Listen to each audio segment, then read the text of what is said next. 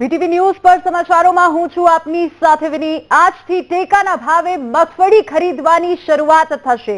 97 ખરીદ કેન્દ્રો પર મગફળીની ખરીદી કરવામાં આવશે। ખરીદીની તમામ પ્રક્રિયાનું સીસીટીવી કેમેરાથી મોનિટરિંગ કરવામાં આવશે। કૃષિ વિભાગના કમાન્ડ એન્ડ કંટ્રોલ સેન્ટર ખાતે સીસીટીવીનું લાઈવ સ્ટ્રીમિંગ, ઉચ્ચ અધિકારીઓ સમગ્ર ઘટનાક્રમ પર નજર રાખશે।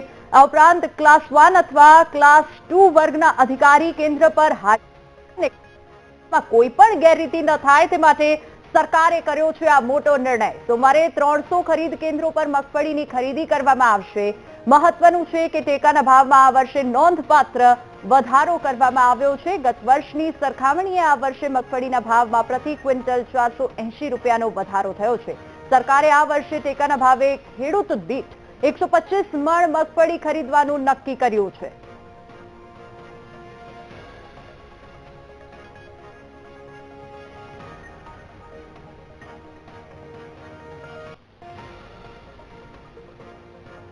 તો આજ મુદ્દે રાજકોટથી સંવાદદાતા ભાવેશ આપણી સાથે લાઈવ જોડાઈ ગયા છે। ભાવેશ, રાજકોટમાં પણ ટેકાના ભાવે મગફળી ખરીદીની શરૂઆત થઈ ગઈ છે કેન્દ્રો પર।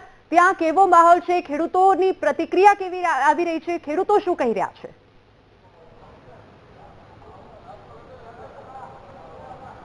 ચોક્કસથી વિનીત, જે પ્રમાણે રાજ્યમાં કમોસમી વરસાદ આવ્યો અને જે ટેકાના ભાવે મગફળીની ખરીદીની શરૂઆત થવાની હતી, લાભ પાંચમથી મોટા ભાગે મગફળીની જે આ ટેકાના ભાવે છે તે ખરીદી શરૂ થતી હોય છે, પરંતુ કમોસમી વરસાદના કારણે સરકારે ક્યાંક ને ક્યાંક આજથી ટેકાના ભાવે મગફળીની ખરીદીની જાહેરાત છે તે કરી હતી। ચોક્કસથી રાજકોટ યાર્ડના આ દ્રશ્યો છે। હાલ જે અલગ અલગ જે મગફળી છે તે ખેતરોમાંથી તૈયાર થઈને યાર્ડ ખાતે પહોંચી ગઈ છે। જે કમોસમી વરસાદમાં ભારે નુકસાન થયું હતું ને ત્યારબાદ હવે ટેકાના ભાવે મગફળીની ખરીદીની શરૂઆત છે તે કરવામાં આવી રહી છે। આ ખેડૂતો મોટી સંખ્યામાં જે આ રાજકોટ યાર્ડ ખાતે આવી પહોંચ્યા છે, પોતાનો જે માલ છે તે લઈને આવી પહોંચ્યા છે। આપણી સાથે ખેડૂત છે, તેમને પૂછવાનો પ્રયત્ન કરીશું। દાદા, શું નામ છે તમારું? ભાનુભાઈ। ભાનુભાઈ, કેટલી મગફળી તમે લઈને આવ્યા છો? હું આજે નથી લાવ્યો, હું સોયાબીન લાવવાનો। આજથી ટેકાના ભાવે મગફળીની ખરીદી થઈ છે, તમે જોવા મળો છો? હા, હું જોવા આવ્યો છું। હા, કેટલી વાવી છે તમે મગફળી? કેટલી મગફળી નહીં, સોયાબીન વાવી। ચોક્કસથી જે પ્રમાણે ખેડૂતો છે તે પણ યાર્ડમાં જોવા મળી રહ્યા છે, કારણ કે જે મગફળી છે તે મોટી સંખ્યામાં જે રાજકોટ યાર્ડમાં લઈને ખેડૂતો આવ્યા છે અને આજથી આ જે ટેકાના ભાવે તૈયારીઓ છે તે શરૂ કરવામાં આવી છે। ખેતરોમાંથી જે મગફળી હતી, જે પાક હતો તે હવે આવી પહોંચ્યો છે અને હવે ટેકાના ભાવે જે ધીમે ધીમે આ જે ખેડૂતોની મગફળી છે તે ખરીદી છે તે કરવામાં આવી રહી છે। આપણે જે ખેડૂતો છે, શું કહેશો? મગફળી આજથી ટેકાના ભાવે ચાલુ કરવામાં આવી છે? આજથી ટેકાના ભાવે મગફળી ખરીદી ચાલુ કરી દીધી છે। કેટલું આજે પહેલા દિવસે કેટલા લોકો આવે એના અંદાજે? આજે પહેલા દિવસે 11 જણા આવશે કદાચ। જે પ્રમાણે ખેડૂતો છે તે છે અને તેને જ લઈને આ મગફળીની શરૂઆત છે, ખરીદીની શરૂઆત કરવામાં આવી છે। આપ સીધા દ્રશ્યો હું જે બતાડવા માંગીશ, કારણ કે જે મગફળીના દાણા છે તે હાલ ચેક કરવામાં આવી રહ્યા છે। જે પ્રમાણે ખરીદી કરવામાં આવતી હોય છે, ટેકાના ભાવે ખરીદી કરવામાં આવતી હોય છે અને હાલ આપ સીધા દ્રશ્યો જોઈ શકો છો। જે પ્રમાણે મગફળીના જે દાણા છે તે ચેક કરવામાં આવી રહ્યા છે, વજન કરવામાં આવી રહ્યું છે અને ત્યારબાદ આ જે દાણા છે તેને જે વજન થાય ત્યારબાદ તેને ટેકાના ભાવે ખરીદી છે તે કરવામાં આવતી હોય છે। 1456 રૂપિયા ભાવ છે તે સરકાર દ્વારા નિયત કરવામાં આવ્યો છે। આપ સીધા દ્રશ્યો જોઈ શકો છો। જે પ્રમાણે દાણા તેમજ જે બારદાન હોય છે, આ તમામ વસ્તુઓનું વજન થતું હોય છે। સાથે સાથે આ મગફળીમાં કેટલો ભેજ છે તેનું પણ જે કહી શકાય છે કે તેની પણ તપાસ કરવામાં આવતી હોય છે અને ત્યારબાદ જ આ ટેકાના ભાવે મગફળીની ખરીદીની શરૂઆત છે તે કરવામાં આવતી હોય છે। કારણ કે જે પ્રમાણે કમોસમી વરસાદ આવ્યો છે અને તેને જ કારણે ક્યાંક ને ક્યાંક જે મોટા પ્રમાણમાં ખેડૂતોને નુકસાન થયું હતું ને ત્યારબાદ હવે જે આ ખેડૂતો છે તે આ ટેકાના ભાવે મગફળી છે તે વેચવા માટે આવી પહોંચ્યા છે। જે પ્રમાણે લોકો છે, મોટી સંખ્યામાં ખેડૂતો છે તે છે, આપણે ખેડૂતોને પૂછવાનો પ્રયત્ન કરીશું, કારણ કે મગફળી છે। શું કહેશો ટેકાના ભાવે અત્યારે મગફળી, કેટલી મગફળી લઈને આવ્યા છે? હું ખેડૂત નથી, પણ ખેડૂતને પૂછો ને। ચોક્કસથી જે પ્રમાણે યાર્ડમાં સત્તાધીશો છે તે પણ આવી પહોંચ્યા છે। જે ખેડૂતો છે તેમને પૂછવાનો પ્રયત્ન કરીશું। કેટલી મગફળી લઈને આવ્યા? 125 મણ મગફળી લઈને આવ્યા છે। શું લાગે છે આ વખતે નુકસાની પણ થઈ છે? ટેકાના ભાવે આજથી ખરીદી શરૂઆત થઈ, કેટલી મુશ્કેલીઓ કેટલી પડી હતી કારણ કે વરસાદ આવ્યો હતો ને? વરસાદમાં મુશ્કેલી તો ખૂબ પડી હતી, પણ સરકારે, રાજ્ય સરકારે જે 10,000 કરોડનું પેકેજ જાહેર કર્યું છે એનાથી બધા ખેડૂતોને રાહત થશે. અને આ ટેકાના ભાવની પણ 1452 રૂપિયા મગફળીને જે ટેકાના ભાવે 125 મણ લઈએ છે એનાથી પણ ખેડૂતની થોડીક મુશ્કેલી દૂર થશે. કારણ કે ખુલ્લા માર્કેટમાં 1000 રૂપિયાની આજુબાજુ ભાવ મળે છે અને અહીંયા 1452 રૂપિયા ભાવ મળે છે. જે નીતિ નિયમો જાહેર કર્યા હોય છે, કેવી રીતના નીતિ નિયમો હોય છે? શું શું એમાં ધ્યાન રાખતા હોય છે ટેકાના ભાવ? ટેકાના ભાવમાં એક કોથરામાં 36 કિલો મગફળી સમાવવી જોઈએ. જે એનો કોથરો હોય એ જ એના નીતિ નિયમ છે. સાથે રિજેક્ટ પણ થતી હોય એવા પણ ભય હોય છે. હા, તો ઘણી વખત એવું થતું હોય કે મગફળીની અંદર દાણા ન હોય એટલે એ કોથરામાં 36 કિલો કરતાં વધારે મગફળી સમાય, વધારે સમાય એટલે એ રિજેક્ટ થાય. ચોક્કસથી અન્ય ખેડૂત છે. દાદા, તમે કેટલી લઈને આવ્યા છો મગફળી? ચોક્કસથી જે પ્રમાણે ખેડૂતો છે તે અહીંયા પહોંચ્યા છે, પરંતુ મગફળીને લઈને જે ખેડૂતો છે, શું કહેશો તમે? કેટલી આજથી ખરીદી શરૂ થઈ છે? ટેકાના ભાવે કેટલું રાહત મળશે હવે? ટેકાના ભાવે ઘણી રાહત મળશે, કારણ કે જો માર્કેટ યાર્ડની અંદર 1050, 1100 સુધીના ભાવ હોય અને અહીં 1452નો ભાવ રહેતો હોય તો ખેડૂતને 100% આમાં ઘણો ફાયદો થવાનો છે. કમોસમી વરસાદ આવ્યું તો કેટલું મુશ્કેલી કેટલી સર્જાઈ? કારણ કે લાભ પાંચમથી શરૂ થતી હોય છે ખરીદી, હવે આ વખતે મોડી થઈ છે. આ કમોસમી વરસાદને કારણે જ થોડું લેટ કરવાનું થયું છે. સરકારે જોયું કે વરસાદના કારણે અહીંયા પણ નુકસાન થાય, ભરીને આવે ખેડૂત એને પણ નુકસાન થાય, એના કારણે એ લોકોએ એવી રીતના અરેન્જમેન્ટ કર્યું કે ભાઈ આ બધું પતે પછી જ ખરીદી ચાલુ થાય. અને બીજું કે પલળેલો માલ છે એ બરાબર છે, પણ અહીંયા અમારા ધારા ધોરણ મુજબ જ ખરીદી થશે. એટલે અમારું કહેવાનું એવું થાય છે કે ભાઈ કોઈ ખોટી રીતે શરમાવશો નહીં, નબળો માલ અમે લેવાના નથી. ચોક્કસથી જે પ્રમાણે યાર્ડના ચેરમેન છે જયેશભાઈ, આજથી ખરીદી શરૂ કરવામાં આવી છે. રાજકોટ યાર્ડમાં કેટલા તાલુકામાંથી અને કેટલા લોકોને આજ ખેડૂતોને બોલાવ્યા છે? સમગ્ર ગુજરાતમાં આજે ખરીદી ચાલુ કરી દીધી. એવી રીતે રાજકોટ જિલ્લામાં અલગ અલગ 30 કેન્દ્રો દ્વારા ચાલુ કરવામાં આવેલ છે. એવી રીતે રાજકોટ તાલુકામાં જૂના યાર્ડ ખાતે 3 કેન્દ્રો ફાળવવામાં આવ્યા છે. રાજકોટ યાર્ડ નીચે આવતા લોધિકા તાલુકો અને પડદરી તાલુકો, એમાં પણ ખેડૂતોને ખોટા ભાડા ન દેવા માટે, ખોટા ભાડા ભરવા ન પડે અને એમની સરળતા ખાતર આજ વખતે અમે નવો અભિગમ ચાલુ કરી અને પડદરી ખાતે 3 કેન્દ્રો ફાળવ્યા છે અને લોધિકા ખાતે 2 કેન્દ્રો, જેથી કરીને ખેડૂતો પોતાના વાહનમાં જ પોતાનો માલ લઈને આવે અને ભાડાનો બચાવ થાય એ હેતુથી અમે તાલુકા મથકે કેન્દ્રો ચાલુ કર્યા છે. જયેશભાઈ, મુખ્ય સવાલ છે, જે પ્રમાણે ખેડૂતો આ વખતે કમોસમી વરસાદ પડ્યો છે, ભેજવાળી પણ મગફળી છે, ખેડૂતોને પણ ડર છે કે ભેજવાળી મગફળી છે એટલે રિજેક્ટ થવાનો ભય રહેતો. ખરેખર શું ધારાધોરણો શું હોય છે? આ વખતે અકસ્માતિક જે વરસાદ થયો, કુદરતનો જે અકસ્માત બન્યો, એમાં જે મગફળી પલળી છે એવી મગફળીમાં થોડુંક ભેજનું પ્રમાણ વધુ રહે, પણ હું ખેડૂતોને વિનંતી કરું કે યોગ્ય એને સુકવણી કરી અને મગફળી લેવા જો વેચવામાં આવશે તો મગફળીમાં કોઈ બીજી કોઈ પ્રશ્ન નહીં થાય. રાજકોટ જિલ્લામાં વરસાદનું પ્રમાણ, આ કમોસમી વરસાદનું પ્રમાણ ઓછું હોય એટલે અહીંયા આ પ્રશ્ન બનશે નહીં. ચોક્કસથી જે દ્રશ્યો બતાવવા માંગે છે, કારણ કે જે ખેડૂતો છે મોટા પ્રમાણમાં મગફળી લઈને રાજકોટ યાર્ડ ખાતે આવી પહોંચ્યા છે અને રાજકોટ યાર્ડમાં અત્યારથી એટલે કે આજથી જે ટેકાના ભાવે મગફળીની ખરીદી છે તે શરૂ કરવામાં આવી છે. ખેડૂતો છે તે પણ આવી પહોંચ્યા છે અને જે પ્રમાણે ખેડૂતોની જે આ મગફળી છે તે હાલ તેની ખરીદી છે તે કરવામાં આવી રહી છે. જી ભાવેશ, આભાર સમગ્ર માહિતી બદલ. આ તરફ પાટનગર ગાંધીનગરમાં 3 આતંકી પકડાયા છે. આતંકીઓ પાસેથી હથિયાર કબજે કરાયા છે. આ ઉપરાંત જે રીતે સમાચાર પ્રાપ્ત થઈ રહ્યા છે, ગુજરાત એટીએસને મોટી સફળતા મળી છે. પહેલા એક આતંકીની ધરપકડ કરવામાં આવી, ત્યારબાદ તેની પૂછપરછ કરાઈ અને ત્યારબાદ અન્ય 2 આતંકીઓને પકડી પાડવામાં આવ્યા છે. એક આતંકી હૈદરાબાદનો હોવાનું સામે આવ્યું છે. તો પાટનગર ગાંધીનગરમાં ગુજરાત એટીએસને મોટી સફળતા મળી છે. પહેલા એક આતંકીની ધરપકડ કરવામાં આવી અને પૂછપરછ બાદ અન્ય 2 આતંકીઓને પકડી પાડવામાં આવ્યા છે. એક આતંકી હૈદરાબાદનો હોવાનો સામે આવ્યો છે. પાટનગર ગાંધીનગરમાં આતંકીઓ પકડાઈ આવ્યા છે. મોટું સર્ચ ઓપરેશન હાથ ધરવામાં આવ્યું હતું અને ગુજરાત એટીએસને ફરી એક વખત મોટી સફળતા મળી છે. આતંકીઓ કયા ઇરાદેથી આવ્યા હતા તેને લઈને પણ હાલ તપાસ ચાલી રહી છે. ગુજરાત એટીએસે આ સમગ્ર કાર્યવાહી કરી આતંકીઓને પકડી પાડ્યા છે. તો એક આતંકી હૈદરાબાદનો હોવાનું સામે આવ્યો છે. પાટનગર ગાંધીનગરમાં 3 આતંકી પકડાઈ આવ્યા છે. એક આતંકી હૈદરાબાદનો હોવાનું સામે આવ્યું છે. પૂછપરછ બાદ અન્ય બે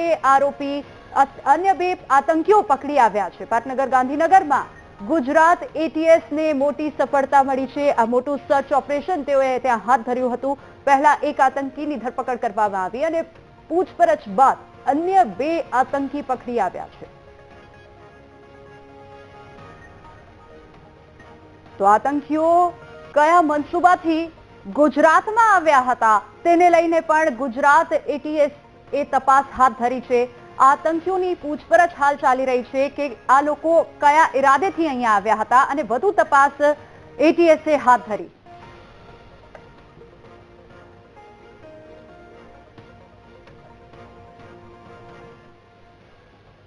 રાજ્યમાં વધુ એક પોન્ઝી સ્કીમનો પર્દાફાશ થયો છે. સાબરકાંઠામાં પોન્ઝી સ્કીમના નામે છેતરપિંડીની પોલીસ ફરિયાદ નોંધાઈ છે. આરોપીઓએ ધ બિગ બુલ ફેમિલી નામની પેઢી ખોલીને ઠગાઈ કરી અને હિંમતનગરના હાજ વિસ્તારમાં આરોપીઓએ ખોલી હતી ઓફિસ. 1,44,55,000ની છેતરપિંડીની ફરિયાદ દાખલ થઈ. 2 થી 15 લાખનું રોકાણ કરનારા લોકોએ ફરિયાદ નોંધાવી છે. રોકાણકારોને માસિક 4% થી 6% સુધી ચૂકવાતું હતું વ્યાજ. પોન્ઝી સ્કીમ ચલાવનારા સંચાલકો લાંબા સમયથી ભૂગર્ભમાં ઉતરી ગયા હતા અને કરોડોનું ફુલેકું ફેરવનારા સંચાલકો હાલ ફરાર છે. હિંમતનગર બી ડિવિઝન પોલીસે વધુ તપાસ શરૂ કરી.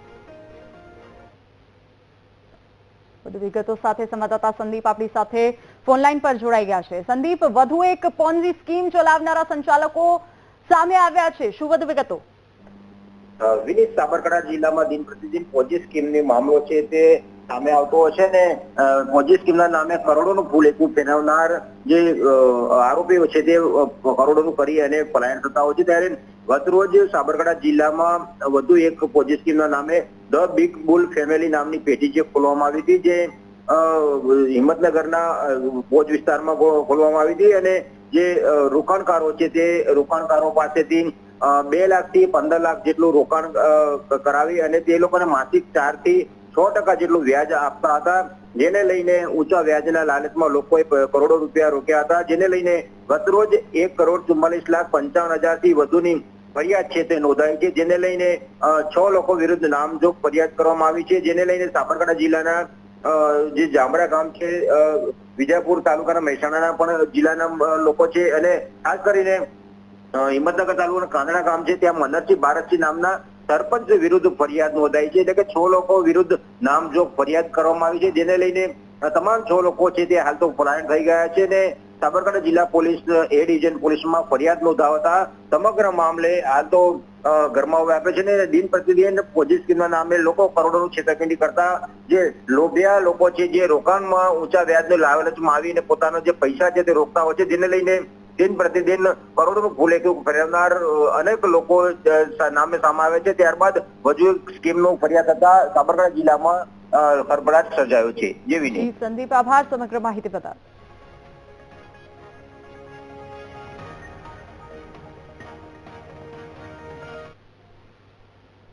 ભરૂચથી સમાચાર. ભરૂચના અંકલેશ્વરમાં આગની ઘટના બની છે. પાનહોલી સ્થિત ભંગારના ગોડાઉનમાં ભીષણ આગ લાગી.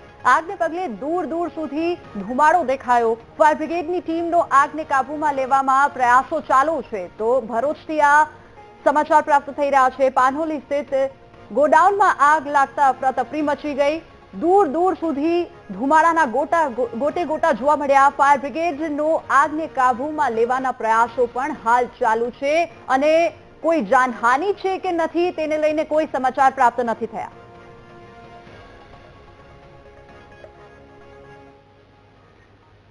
સમાચાર ખેડાથી પ્રાપ્ત થઈ રહ્યા છે. ખેડામાં ગાંજાની હેરાફેરીનો પર્દાફાશ થયો છે. 4 કિલો ગાંજાના જથ્થા સાથે 3 આરોપી સકંજામાં. એસઓજી પોલીસે ગાંજો, કાર અને મોબાઈલ કબજે કર્યા છે. આ ઉપરાંત પોલીસે આરોપીઓને પકડી વધુ પૂછપરછ શરૂ કરી છે. 4 કિલો ગાંજાના જથ્થા સાથે 3 આરોપીની ધરપકડ કરવામાં આવી છે. એસઓજી પોલીસે ગાંજો, કાર અને મોબાઈલ કબજે કરી વધુ તપાસ હાથ ધરી છે. પોલીસે આરોપીઓને પકડી વધુ પૂછપરછ શરૂ કરી કે ક્યાંથી લઈને આવ્યા આ ગાંજાનો જથ્થો અને ક્યાં લઈ જવામાં આવી રહ્યો હતો. 4 કિલો ગાંજાના જથ્થા સાથે 3 શખ્સ સકંજામાં આવ્યા છે.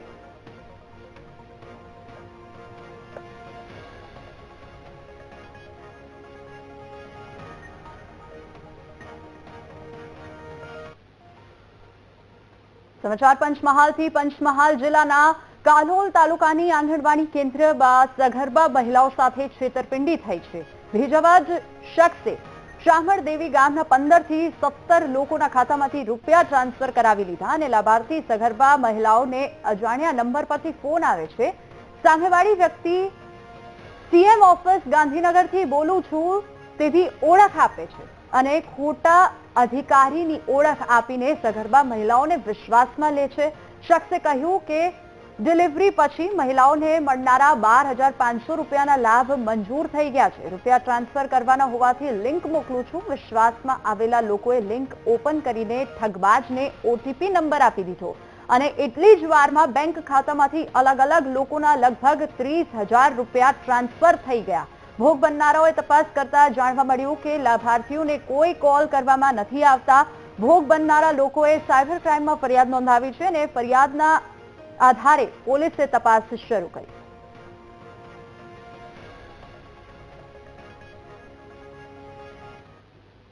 સગર્ભા બહેનો જે છે જેની જે સરકારની યોજના ચાલે છે એમાં ગાંધીનગર આંગણવાડી કેન્દ્ર ગાંધીનગર પીએમ યોજનામાંથી બોલું છું.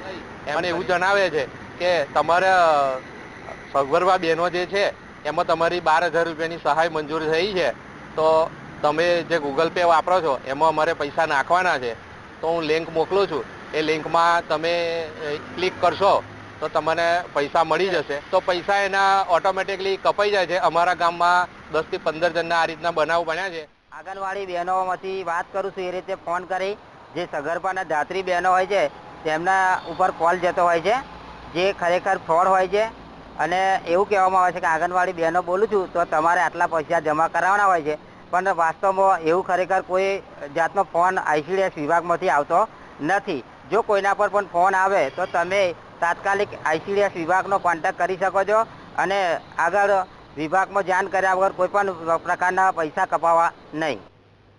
વિરામ બાદ આપનું સ્વાગત છે. પ્રદૂષણથી દિલ્હી બન્યું ગેસ ચેમ્બર. અનેક વિસ્તારોમાં એર ક્વોલિટી ઇન્ડેક્સ 400 ને પાર.